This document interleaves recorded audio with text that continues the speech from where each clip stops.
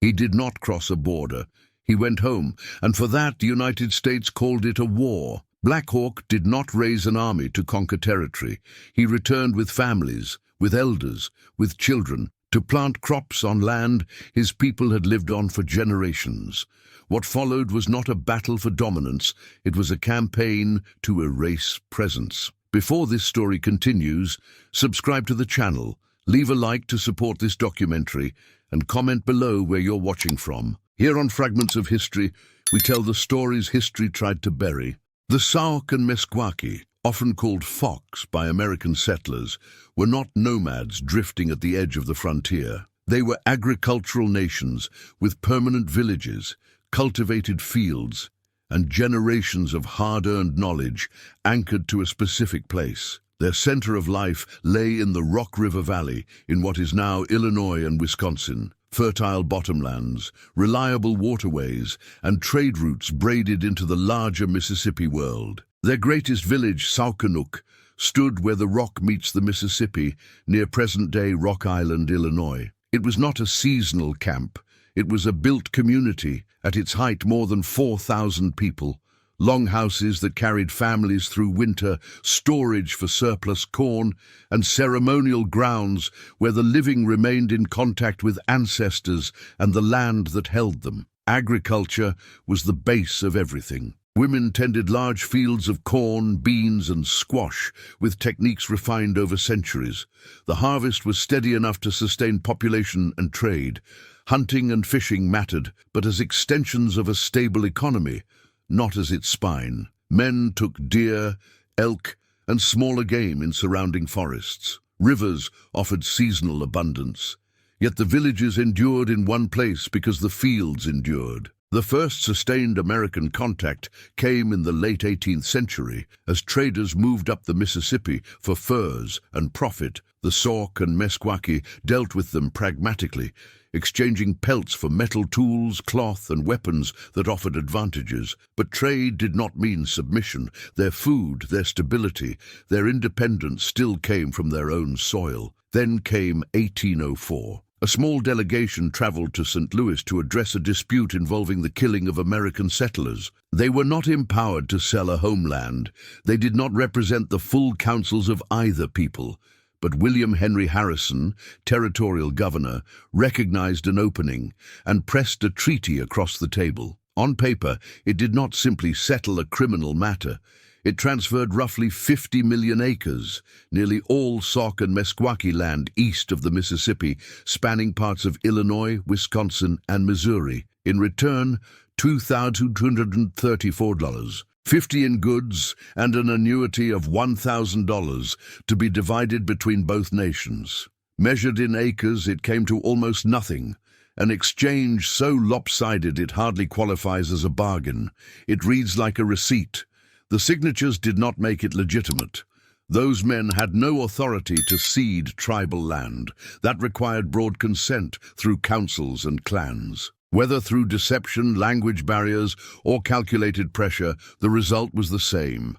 A document that the United States would treat as law, and the Sauk and Mesquaki would treat as theft. One clause delayed the shock. The treaty allowed them to remain on the ceded land until the United States surveyed it and sold it to settlers. For years, life at Sauk continued. Fields planted, stores filled, ceremonies held. The treaty existed as an abstraction, filed far away, barely touching daily survival. But it was not harmless. It was a fuse.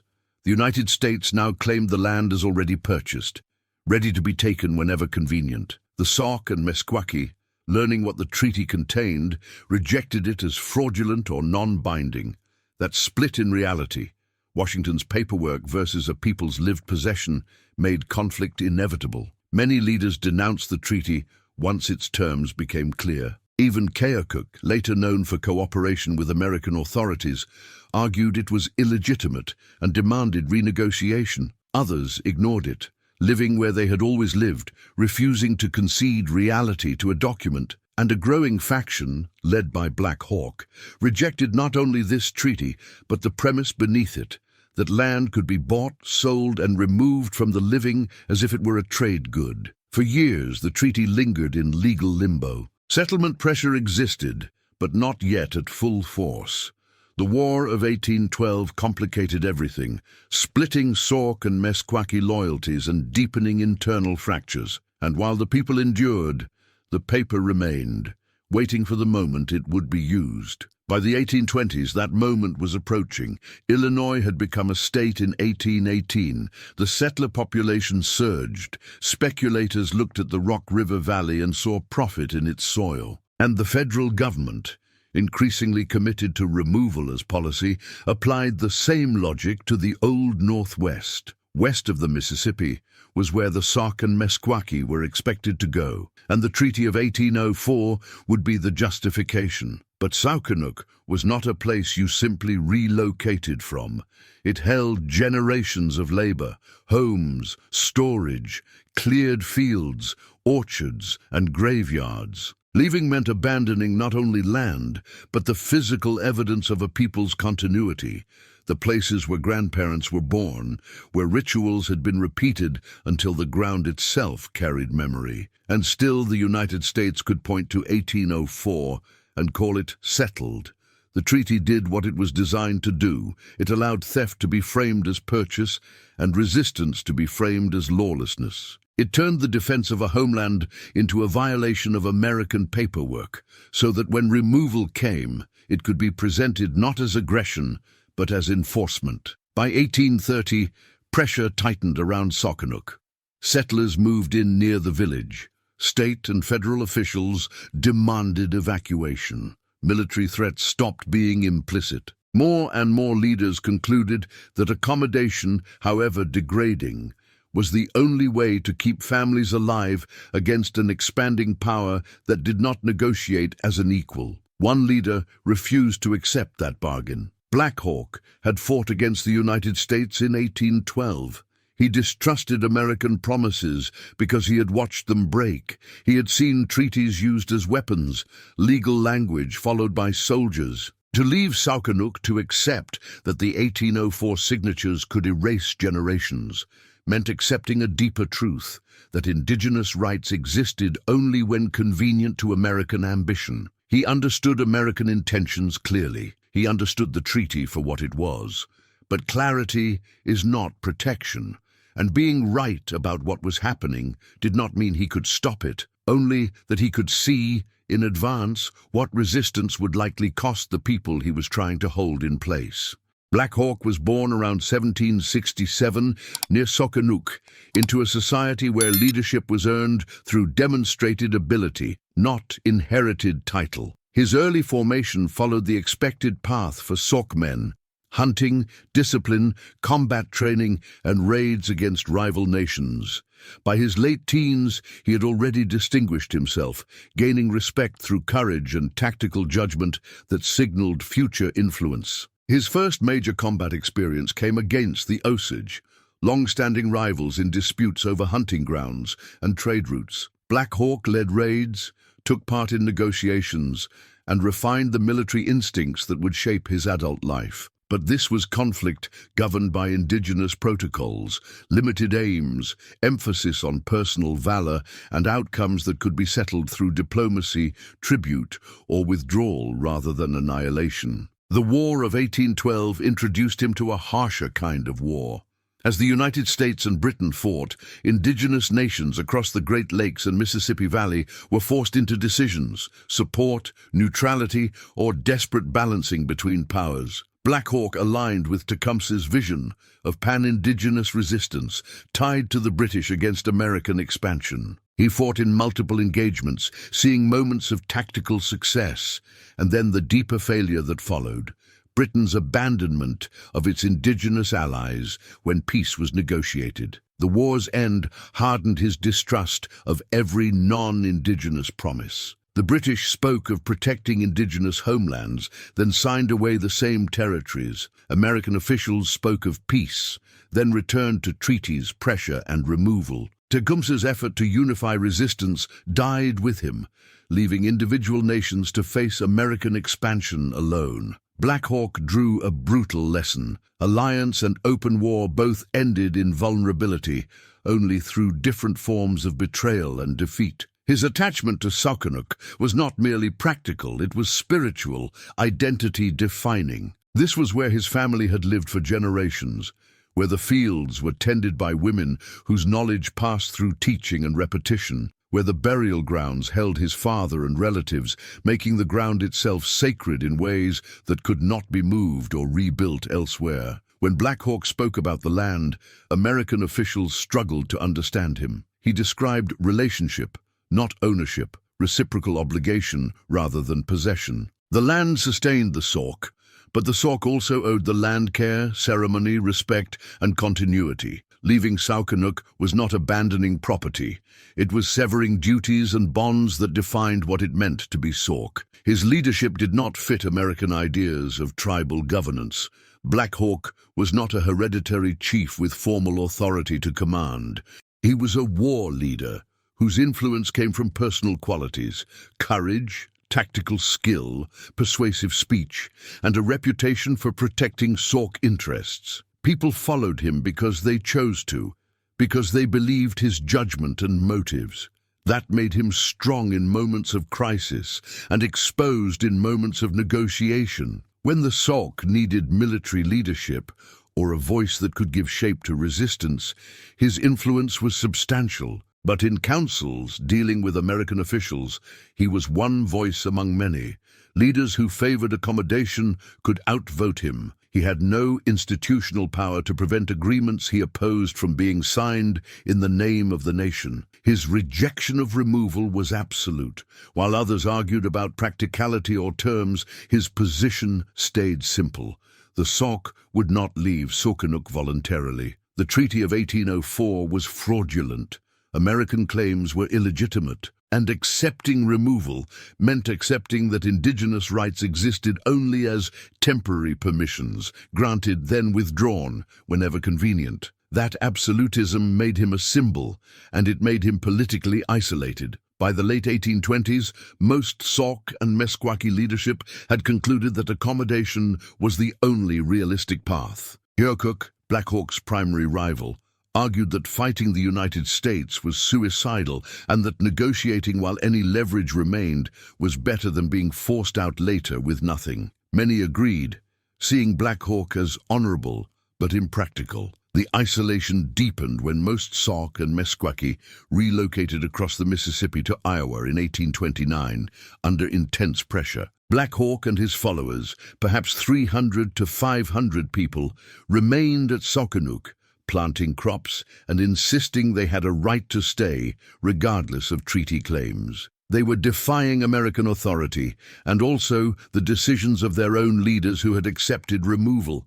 It placed him in an impossible position.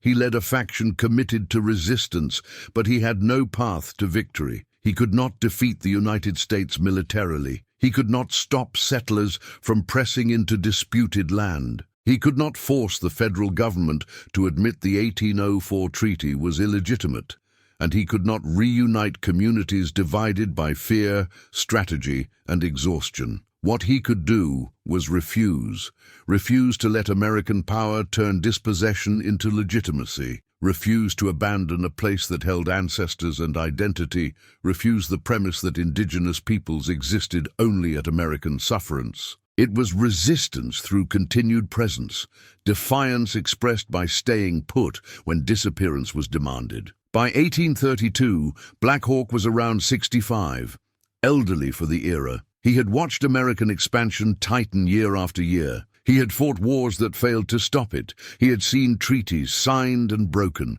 He had watched accommodation lose land anyway, and he had decided that dignified refusal was better than humiliating submission, even if refusal could not prevent the end. He was a leader outside formal power structures, followed by people who believed accommodation meant slow death, and that resistance, even doomed, allowed some choice in how that death would arrive. He was not building a new order or uniting nations into a coordinated front. He was simply saying no to erasure and betting that refusal might still matter even when everything suggested it would not. The question that would define 1832 was whether that refusal could remain a political statement or whether the United States would treat indigenous presence on claimed land as invasion, turning a community's return into the military conflict Americans were already preparing to name the Black Hawk War. The relocation to Iowa in 1829-1830 was supposed to end the dispute. Under mounting pressure from state and federal authorities, most Sauk and Mesquaki leaders agreed to move west of the Mississippi. They built new villages in Iowa Territory on land the government claimed had been set aside for them. The expectation was simple: plant new fields, hunt new country, and accept that their future would be on the far side of the river, not at Saukenuk, not in the Illinois villages they had been forced to leave behind. But Iowa was nothing like what had been promised.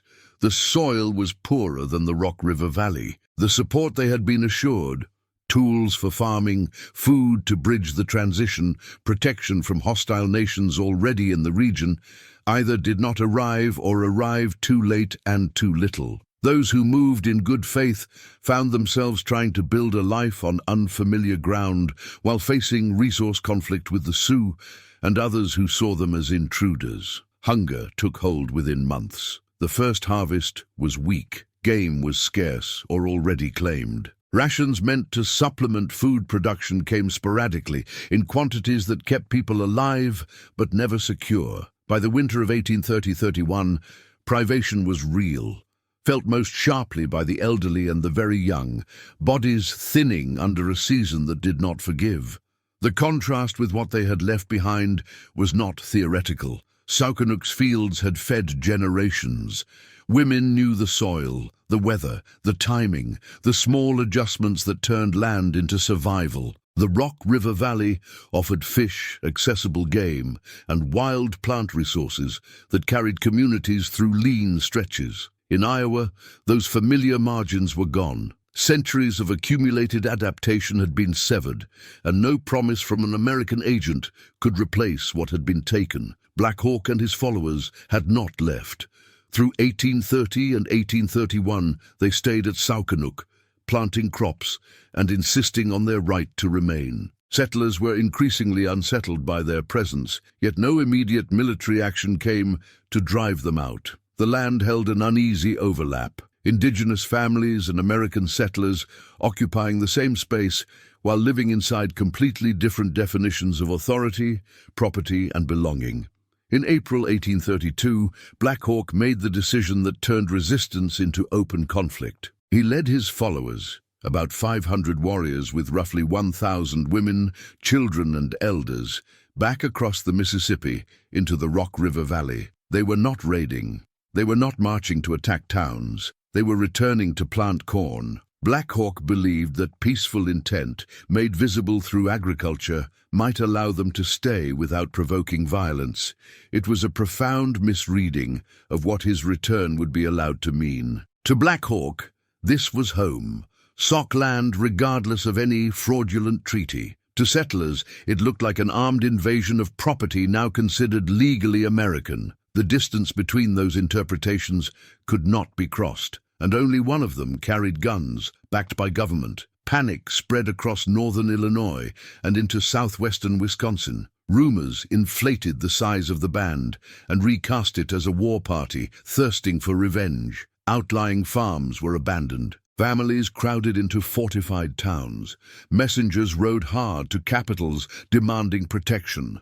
Newspapers fed the fear, printing sensational accounts of savage hordes threatening civilization at the frontier's edge. Illinois Governor John Reynolds called out the militia, ordering 1,500 volunteers to mobilize against what he described as an Indian invasion. What assembled was poorly trained and undisciplined, led by men with limited experience and carried by motives that were not purely defensive. Many were farmers and townsmen who saw opportunity in the crisis: land, status, excitement. They were not a professional force prepared for a coordinated campaign.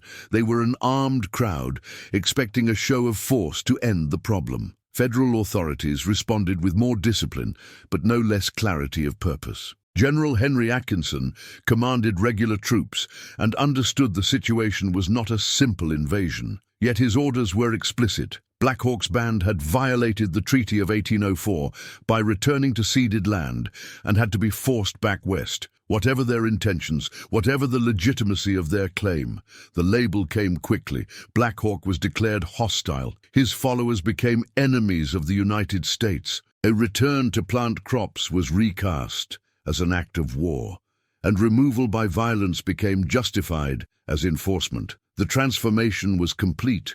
Presence itself was treated as aggression. From any objective strategic view, the situation was grotesque. Black Hawk had around 500 warriors to shield 1,000 non-combatants. Illinois and the United States could mobilize thousands, militia and regular troops, with artillery, supplies, and the machinery of a state. Black Hawk had limited ammunition and no reliable way to replace it.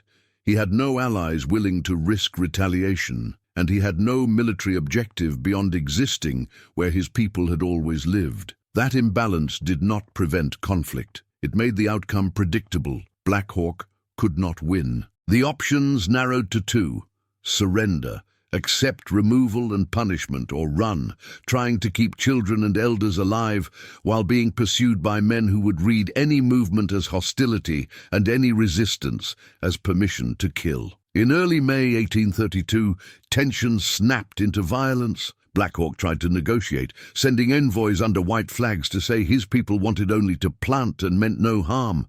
Some accounts suggest the envoys were attacked or ignored. Others describe talks collapsing when American commanders demanded immediate, unconditional surrender and a return to Iowa. What is certain is what followed. On May 14, 1832, Illinois militia under Major Isaiah Stillman approached Black Hawk's camp aggressively, even as truce efforts were underway. The encounter unraveled into confusion. Shots were fired.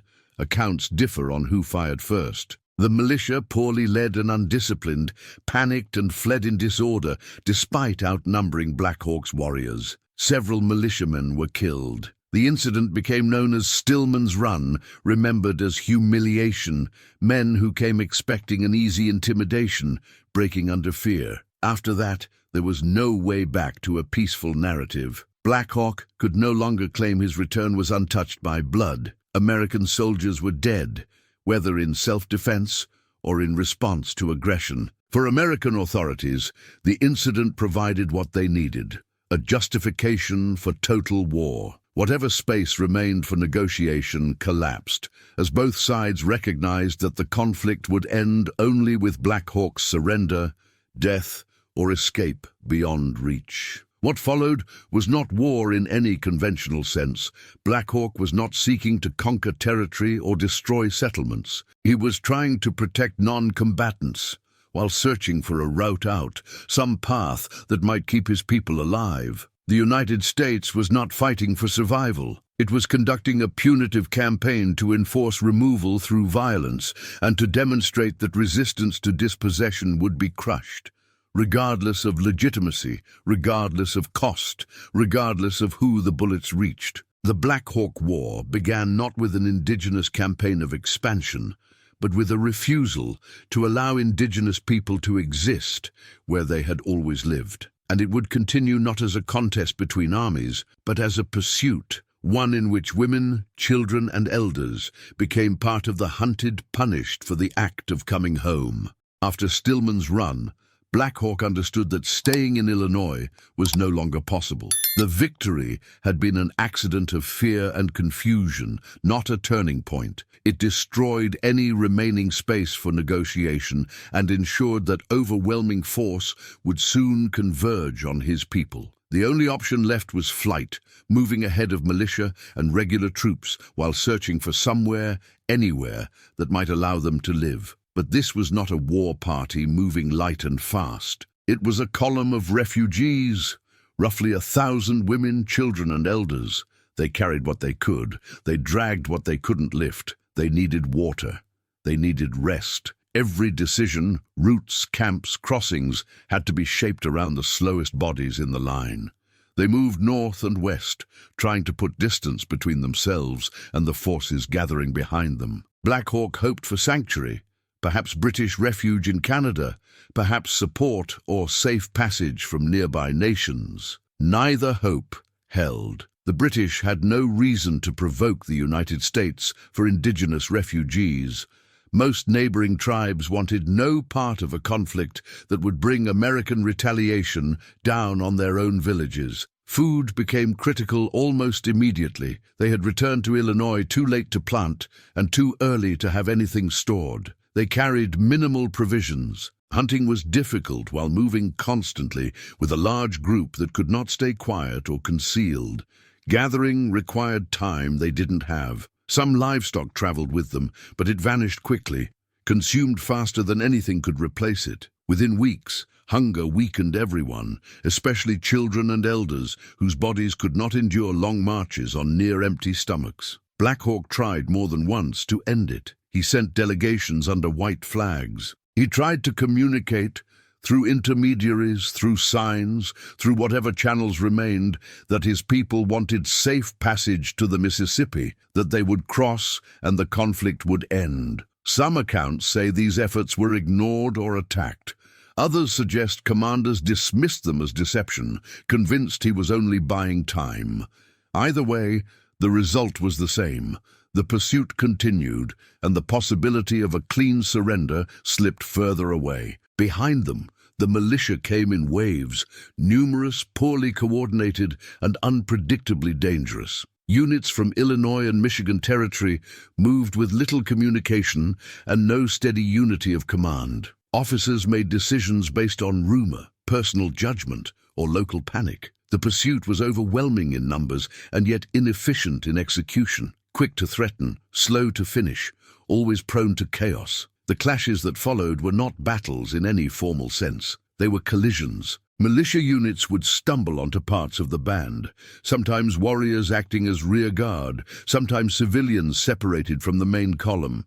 Shots would snap through trees, casualties would fall, and the militia would either rush forward or break off depending on their fear and their reading of the moment. At Wisconsin Heights, on July 21st, Black Hawk's warriors fought a more deliberate defensive action to buy time for the main body to cross the Wisconsin River. They took higher ground. They used the terrain. They funneled militia attacks into exposed approaches where Sauk marksmanship inflicted losses. For hours they held, then withdrew in order, leaving the families to move on. But the tactical skill meant nothing against the larger logic tightening around them. Every engagement burned ammunition that could not be replaced. Every day of flight stripped strength from people already hungry and exhausted, and the forces pursuing them were not shrinking, they were improving. Regular army troops under General Atkinson brought coordination the militia lacked. What had been a disorderly chase began to take the shape of a net. Civilians carried the worst of it. Women walked for miles with infants pressed against their bodies. Children stumbled through heat and rain without understanding why they were running or where the running ended. Elders collapsed when legs and lungs finally failed. Storms hit without warning, soaking clothing, flattening shelter, and turning cold into another weapon. Injuries that might have healed with rest became fatal. Illness spread through bodies already weakened by hunger. The psychological toll cut as deeply as the physical. People who had crossed back into Illinois to plant were now being hunted through Wisconsin Territory with no clear destination and no certainty of survival. The community began to fracture, some pleading for surrender, others insisting flight was the only chance left. Trust in Black Hawk eroded as the situation worsened, and the horizon offered nothing but more miles and fewer options. Numbers fell through relentless attrition. Some died from starvation, exposure, and disease. Others were killed in scattered encounters. Some were captured when they fell behind or became separated. Others deserted, choosing individual surrender over a collective flight that seemed to promise only a slower death. By late July, Black Hawk drove what remained west across Wisconsin toward the Mississippi. The plan was to cross and seek refuge among nations on the western bank, or push north toward the distant possibility of protection in Canada. But the band was unraveling. Roughly half of those who began the flight were dead, captured, or missing. The survivors were starving, exhausted, and losing the ability to believe escape was still possible. The pursuers understood the direction and moved to block it. Atkinson's troops coordinated with militia to close the corridors toward the river, and the steamboat Warrior, armed with cannons and riflemen, patrolled the Mississippi to prevent any crossing. Black Hawk was leading his people toward what he hoped was an exit. What waited was a choke point. The wounded, the elderly, the children, those least able to move quickly, trapped between soldiers behind them and a river they could not cross fast enough. The situation became tactically impossible. Surrender meant imprisonment and forced removal. Resistance meant fighting to the end with no way to protect the non-combatants who had followed him believing he could keep them alive. The flight that Americans called a war was ending not through decisive battle, but through the brutal arithmetic of pursuit. Black Hawk kept his people moving for months against forces he could not defeat. He fought defensive actions that showed discipline and skill. He protected as many as he could for as long as he could, but he was running out of food, out of ammunition, out of routes, and out of time. What remained was the shape of the ending. Massacre, surrender, or both, and whether history would keep calling it a war or admit what that word was being used to conceal. By late July 1832, the conflict had changed shape. It was no longer the pursuit of an organized band. It became the systematic hunting of scattered refugees. General Henry Atkinson's regular army troops brought the discipline and coordination the militia lacked. They moved methodically, established supply lines, communicated through runners and scouts, and operated with a simple objective: not to defeat Black Hawk in battle, but to ensure that no one escaped to resist later. The operation became less about combat and more about tracking, surrounding, and destroying small groups that had broken off from the main column. Soldiers and militiamen fanned across Wisconsin and Illinois, looking for any trace of indigenous presence. When they found temporary camps or small clusters of survivors, the response was often not capture for removal, but immediate violence that made little distinction between warriors and civilians. Camps established during the flight were systematically erased, shelters were burned,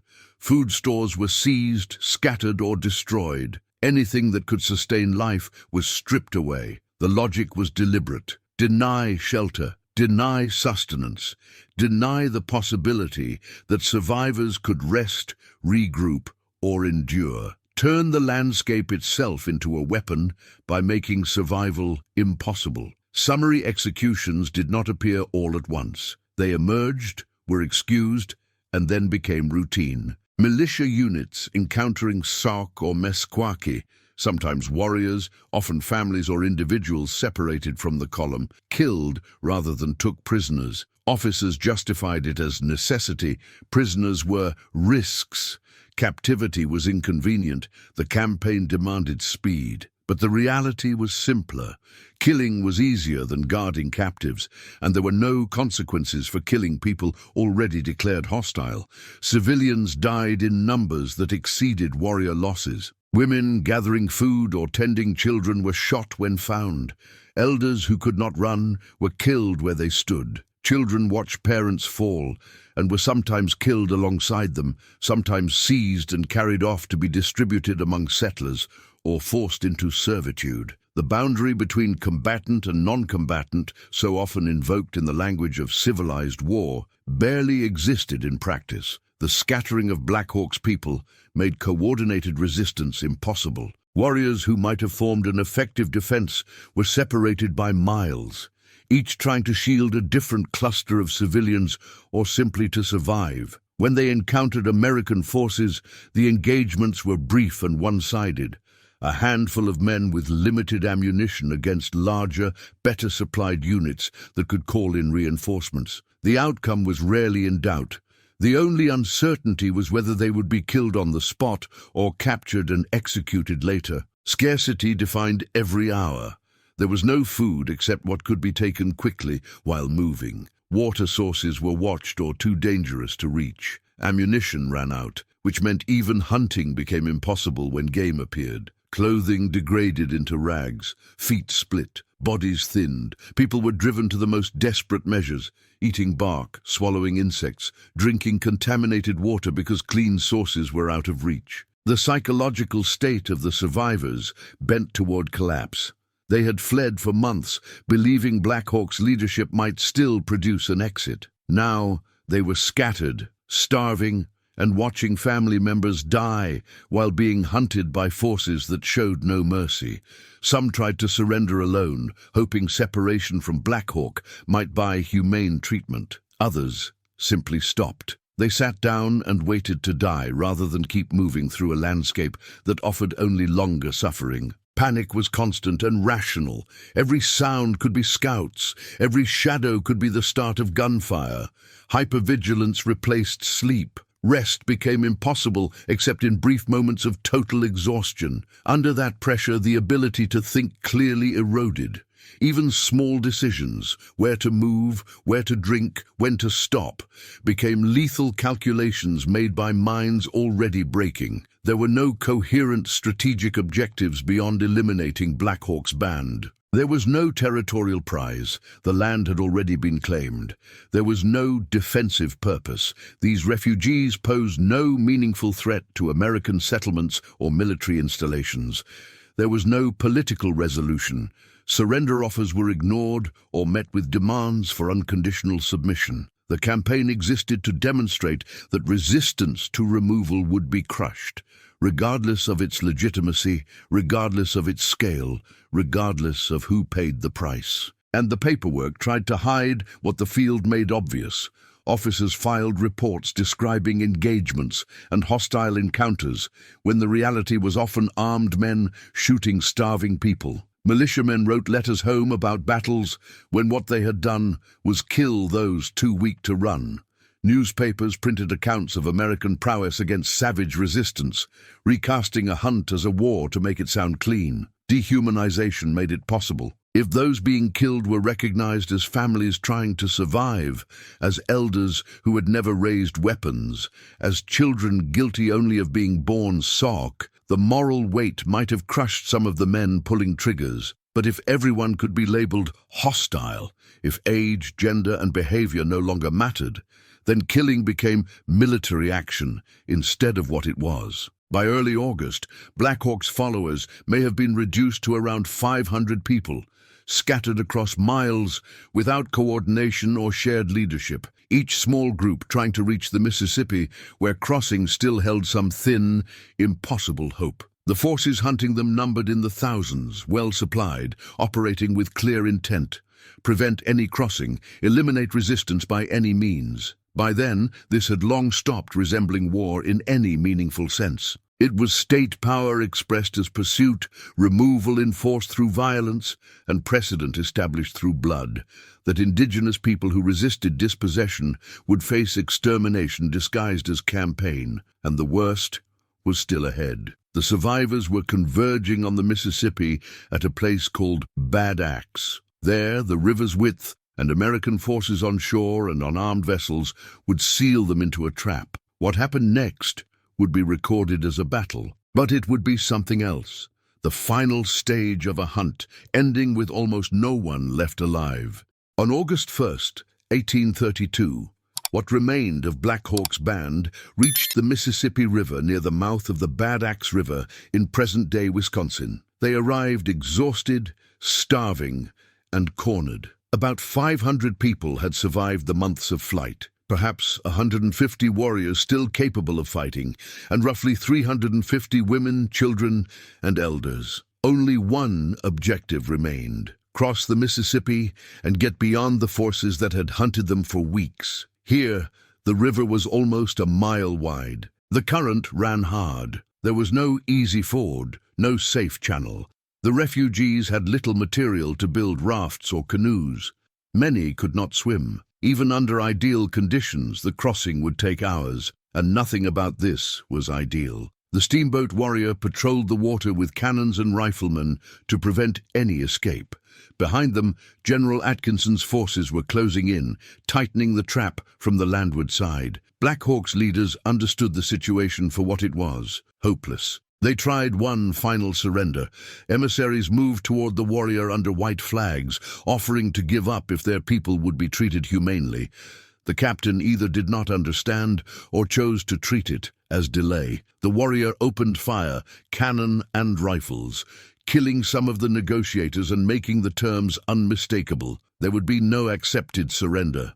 Not here. With the river ahead and soldiers behind, the refugees had only the crossing. Women and children stepped into the water on makeshift rafts, clinging to logs, wading and floating toward the far shore. Warriors tried to cover them from the bank, but ammunition was nearly gone and positions were exposed.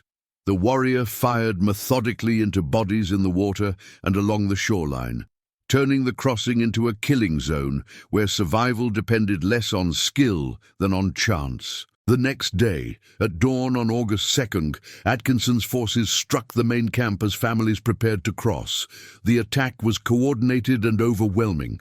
Regular troops and militia came in from multiple directions, firing into the clustered camp. Sauk and Mesquaki warriors tried to form defensive positions long enough for civilians to reach the river, but the imbalance was absolute.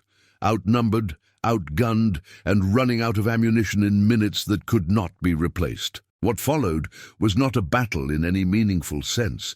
It was chaotic slaughter. People ran for the river with soldiers firing at anything that moved. Women carrying children were shot as they fled. Elders who could not move fast enough were killed where they stood. Rearguard fighters were overwhelmed and cut down, and the river itself became a second battlefield as the warrior continued firing into those trying to swim or float across. The killing lasted for hours. As the morning advanced, American forces moved through the camp and along the riverbank, systematically finishing what the pursuit had begun. Wounded people were executed rather than taken. Families hiding in brush or trying to surrender were shot. The operation had narrowed to a single aim: the complete destruction of Black Hawk's band as a living community. Age, gender, and combatant status did not slow it. Some made it across. Estimates vary, but perhaps 50 to 100 reached the western shore alive. Even there, escape was not guaranteed. Some were attacked by Sioux warriors allied with the United States and positioned across the river to kill survivors. Others disappeared into wilderness and later reached scattered Sauk communities, carrying word of what had happened. The casualties were devastating. At least 300 died at Bad Axe or in the water trying to flee. Many were never recovered, pulled under by current, swept downstream, lost to a river too wide and deep to return its dead. American losses were minimal, perhaps a dozen wounded and 1 or 2 killed. That disparity tells the truth more clearly than any official report. This was not combat between forces. It was extermination of trapped refugees carried out with practiced efficiency. The aftermath was grim. Soldiers moved through the area taking trophies. Scalps were taken. Personal items were looted. Some accounts describe mutilation that shocked even frontier observers accustomed to violence. The shoreline and water were littered with bodies for days. Among indigenous peoples, Bad Axe became a name spoken with dread, a place where survival itself had been targeted. Black Hawk was not present at Bad Axe. He had left the main group days earlier, either hoping his absence might open a path for negotiation or trying to draw pursuit away from those least able to run. He was captured weeks later by Ho-Chunk, Winnebago, and turned over to American authorities, sealing the end of organized resistance. Without their leader, and with most of their community dead or scattered, the surviving Sauk and Mesquaki had no capacity to fight on. Bad Axe effectively ended the Black Hawk War.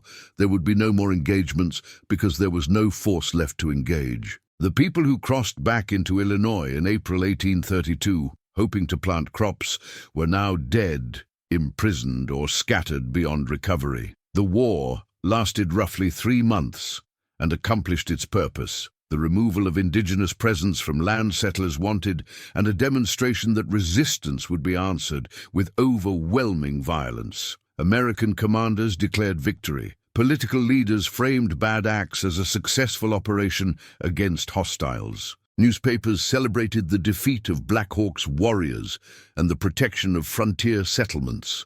Officers received praise. Militia returned home as defenders of civilization, welcomed back with the language of justified triumph. But Bad Axe was not a battle.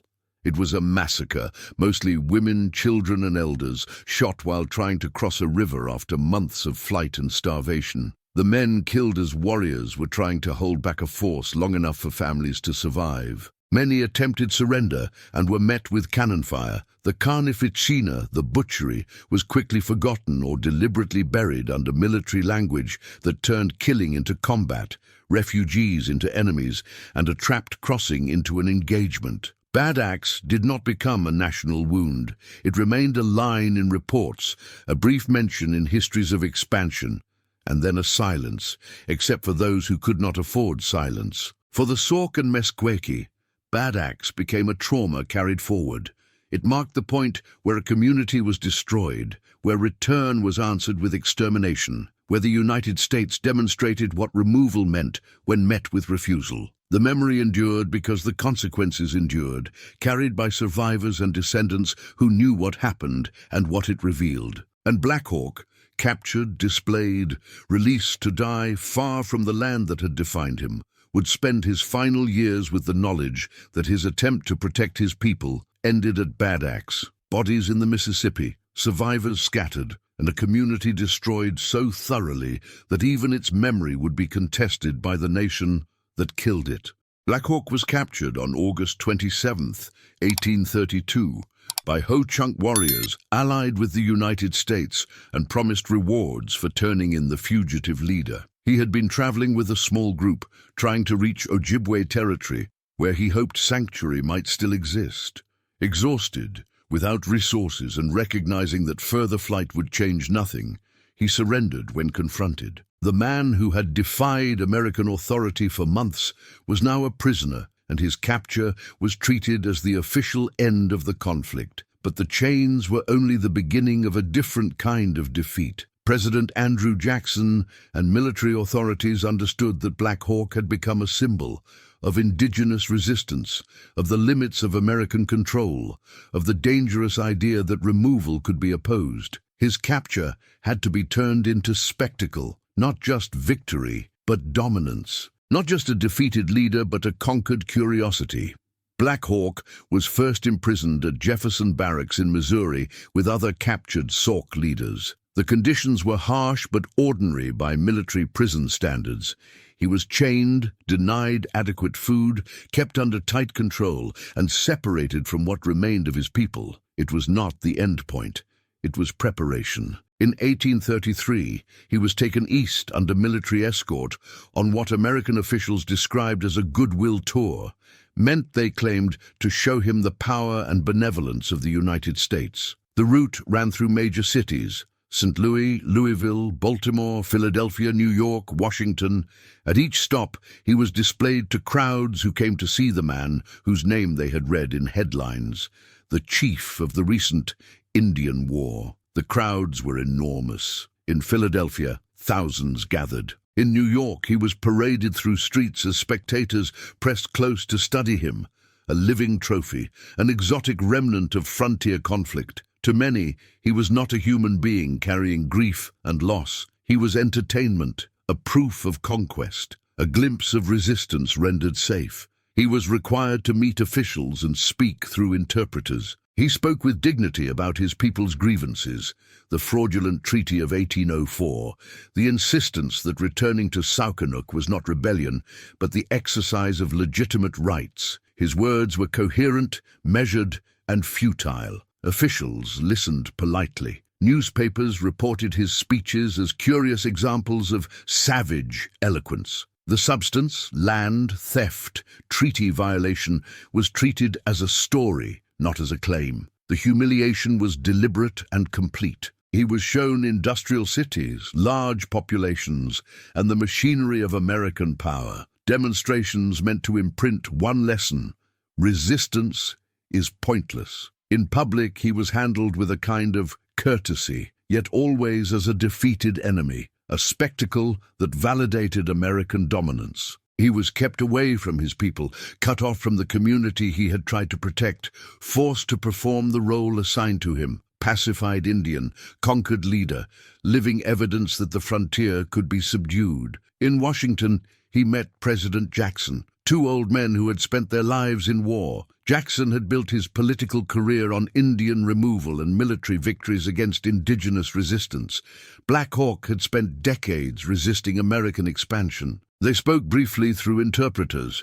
The meaning was not in the conversation, but in the staging, the enemy placed before the man who embodied the policy that had destroyed him. Jackson made it clear that Black Hawk would not return to Illinois and would not return to anything resembling autonomy. After months of exhibition, Black Hawk was released in 1833, but not returned home. He was sent to Iowa to live under the supervision of Keokuk, the Sauk leader who had accepted relocation and American authority. The choice was intentional. It was political containment, and it was humiliation. Placing Black Hawk under the shadow of the rival whose accommodation he had rejected in a place that was not his homeland, where his influence could be monitored and weakened. His final years were marked by marginalization and decline. He held no recognized authority in the relocated communities. Keokuk possessed the leadership status acknowledged by American officials and had no interest in empowering a rival whose resistance had ended in catastrophe. Black Hawk lived as a dependent, sustained through annuities administered by leaders who had accepted the arrangement he had fought against. In 1833, he dictated an autobiography later published as Life of Black Hawk. The text passed through translators and an editor, making it difficult to know how much is his unfiltered voice and how much was shaped by those controlling the process. Still, even in that mediated form, the core remained. The treaty was fraudulent. Returning was not aggression. Resistance was justified defense. Defeat did not prove him wrong. Black Hawk died on October 3, 1838, in Iowa Territory, on land that was not his, among communities forced west, after watching his effort to resist removal end in massacre, and his own person turned into spectacle. He was around 71. He lived long enough to see the terms "America rewarded." Accommodation retained a measure of standing. Resistance, once captured, was converted into irrelevance.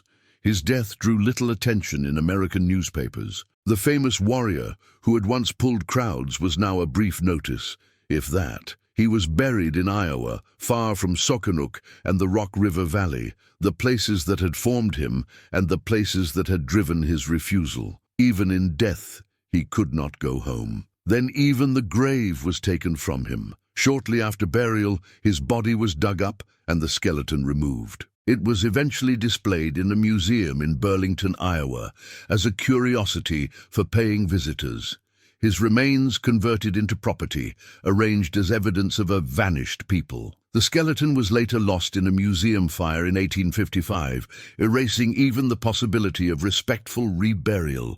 This was the public defeat, more complete than military victory alone could achieve. Captured, exhibited, humiliated, politically neutralized, forced under a rival's supervision, and finally robbed even in death, every stage designed to prove that indigenous resistance was not merely futile, but contemptible, that those who opposed American expansion would be destroyed as threats and then degraded as symbols. And yet the spectacle revealed something American authorities may not have intended. The care taken to display him suggested his resistance had mattered enough to require symbolic crushing. The tour acknowledged he had become significant, important enough to be shown conquered rather than simply eliminated. Placing him under Keokuk's control suggested fear that even defeated, he might still inspire. Black Hawk died without formal power, without territory, without the ability to protect his people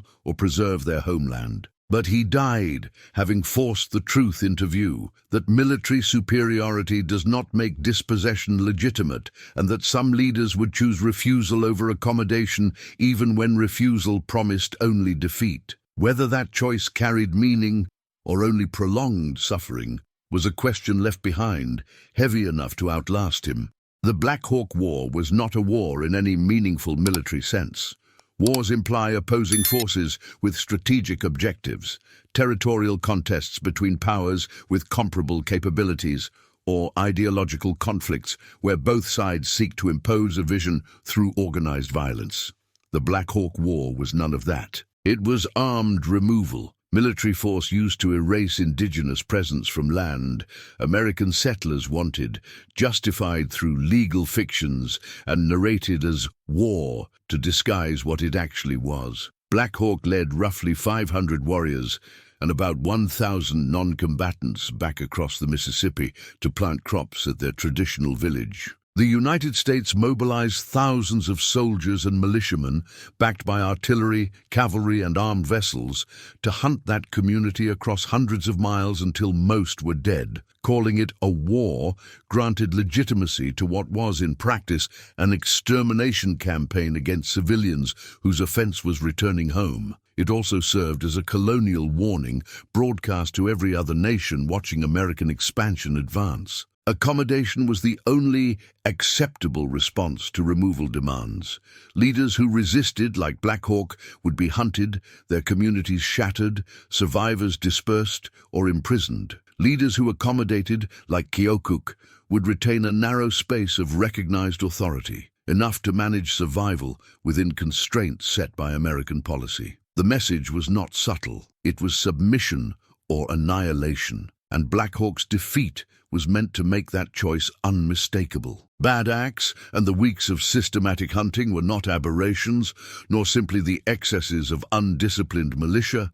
They were the logical expression of the objective. When the aim is not to win battles, but to ensure a people cannot continue to exist in a particular place, then killing non-combatants and destroying the material conditions of community life becomes the method. The language of war legalized through framing what would otherwise be recognized as a campaign of removal by violence, ethnic cleansing made administratively speakable. For frontier society, 1832 became a shaping trauma. Settlers experienced panic, abandoned farms, feared for families, demanded protection, and the fear became a story that outlived the facts. Indigenous presence was recast as an existential threat, proximity as danger, and elimination as defense. The panic was real, even when the actual threat was minimal.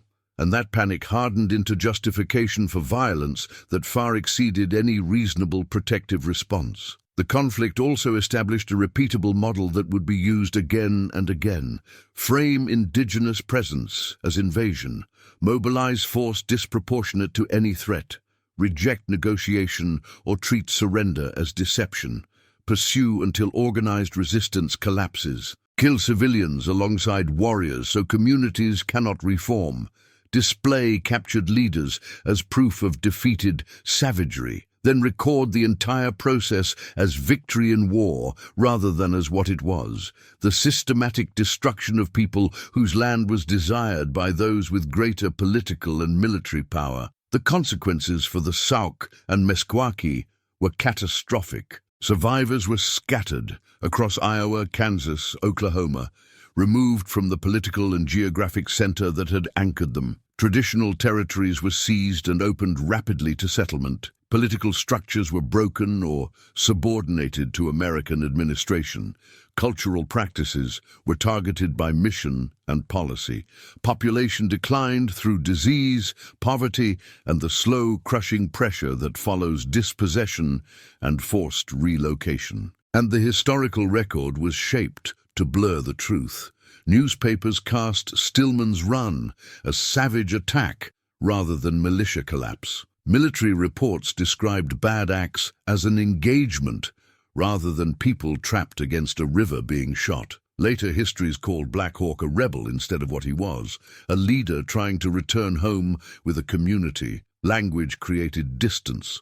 Warriors replaced families. Battle replaced massacre. Removal replaced theft. That erasure was necessary because the truth was corrosive. The United States killed hundreds of women, children, and elders whose stated aim was to plant crops on ancestral land. Surrender attempts were refused or met with fire. Refugees were hunted with explicit intent to eliminate them. There was no legitimate military objective beyond enforcing removal by whatever violence proved effective. Acknowledging those facts would tear at the larger story, expansion as destiny, conquest as progress, so the facts were repackaged into a tale of savage warfare and necessary defense. What makes the Black Hawk War so revealing is how completely it demonstrated the irrelevance of indigenous legal and moral claims. Black Hawk was right that the Treaty of 1804 was fraudulent. He was right that the Sauk held legitimate claims to lands they had occupied for generations. He was right that returning to plant crops was not military aggression. None of that mattered. Power decided outcomes. Correctness did not protect anyone when the state had already chosen the result. It also exposed the limits of military resistance as a strategy for preserving autonomy.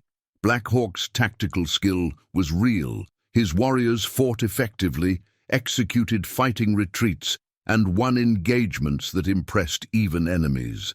But tactics could not overcome strategic impossibility. He had no safe rear, no allies willing to risk American retaliation, no dependable supplies, and no objective the United States was willing to tolerate. His goal was continued existence in a place America had decided must be emptied. That is not a contest. It is a sentence, and that reality raises the hardest questions, not to romanticize resistance, but to face its cost. When defeat is certain, what does refusal mean? Is it rendered meaningless by failure and the deaths that follow, or does it matter precisely because it asserts agency against a system designed to erase it? Can dignity justify a path that cannot deliver protection? These are not questions with clean answers, and the Black Hawk War offers no comfort in asking them. The descendants of survivors carried the trauma forward. They learned what happened to those who resisted. They understood that American power would be used without restraint against those who challenged removal, and they made decisions about survival under the weight of knowledge purchased by the deaths of people who followed Black Hawk, believing that return was a right, not an act of war. For Americans, the Black Hawk War became a footnote, brief, remote, quickly resolved. It was not remembered as pivotal the way other conflicts were, perhaps because its one-sidedness made it harder to fold into myths of frontier heroism. 3 months, mostly non-combatants dead. An ending defined by massacre rather than honorable defeat. There was little in it that supported comforting stories, but for understanding how expansion actually worked, the Black Hawk War is essential. It strips away the rhetoric and reveals the mechanism. Land was wanted. Force would remove the people on it. Legal and moral arguments were irrelevant. Violence would be narrated as war to make it sound legitimate. This was not an exception. It was the system functioning as designed. And it leaves history with a final unsettling problem. Whether nations can be built on foundations like this without those origins staining everything that follows. Whether the violence can be sealed in the past or whether it becomes pattern, habit, inheritance. Whether legitimate order can be claimed when it was secured through the elimination of those deemed inconvenient. These are not questions most narratives want to hold, which is why the Black Hawk War remains relatively forgotten, despite how clearly it shows what American expansion meant for the people caught in its path. It is easier to remember wars that fit the shape of conflict and resolution than campaigns of elimination that succeeded so completely. They left almost nothing behind but trauma, scattered survivors, and records that describe hunting refugees as victory. Black Hawk did not lose a war. He lost the right to exist where his people had always lived. What followed him was not an army seeking victory. It was a society enforcing disappearance. The Black Hawk War did not decide borders. It taught a nation that removal could be done with rifles, and history has been struggling to name that truth ever since. If this story mattered, subscribe to Fragments of History. Leave a like so these documentaries can reach more people. And in the comments, which forgotten leader should we explore next?